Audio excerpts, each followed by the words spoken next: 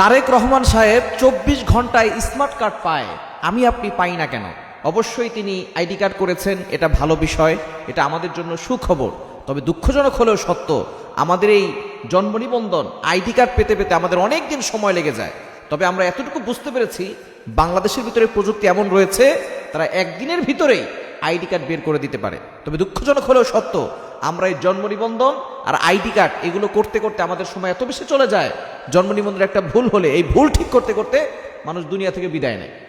সুতরাং আমরা এতটুকু বলতে চাই যে বাংলাদেশে এত সুন্দর প্রযুক্তি রয়েছে, যেখানে তারেক রহমান সাহেবের মাত্র ২৪ ঘন্টার ভিতরে, একদিনের ভিতরেই তিনি স্মার্ট কার্ড পেয়ে গেছেন, আইডি কার্ড পেয়ে গেছেন। সুতরাং আমাদের বাংলাদেশের এই জনগণের উপরে কেন এত ভোগান্তি হবে? বোঝা গেল যারা সেখানে বসে আছে তারা ঘুষ খাওয়ার জন্য বসে আছে। সুতরাং আমরা তাদেরকে বলতে চাই, যারা নতুন করে বাংলাদেশের দায়িত্ব নেবেন, যারা নতুন করে ক্ষমতা পাবেন, তারা জনগণের জন্য যেই নিয়ম থাকবে, নেতার জন্য সেই নিয়ম থাকবে, এই ব্যবস্থাপনা করতে হবে। নেতার জন্য আলাদা নিয়ম, জনগণের জন্য ভিন্ন নিয়ম, এরকম শাসক আমরা দেখতে চাই না। আমরা চাই ইসলামের শাসন দেখতে, আমরা চাই সুন্দর একটি শাসন ব্যবস্থা দেখতে।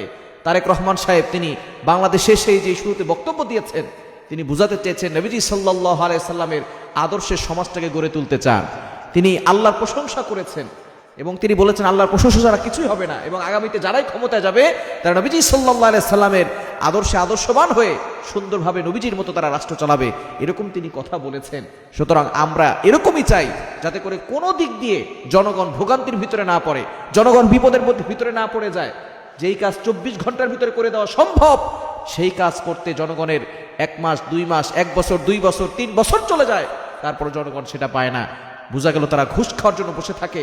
যারা এই ক্ষমতায় যাবেন, এই ঘুষখোরদেরকে চেয়ার থেকে নামিয়ে দিবেন, সুদখোরদেরকে চেয়ার থেকে নামাবেন, তাহলে দেখবেন সমাজটা শান্তি বিরাজ করবে, সমাজে শান্তি আসবে, জনগণের মানুষ শান্তি ও নিরাপত্তার সাথে থাকতে পারবে।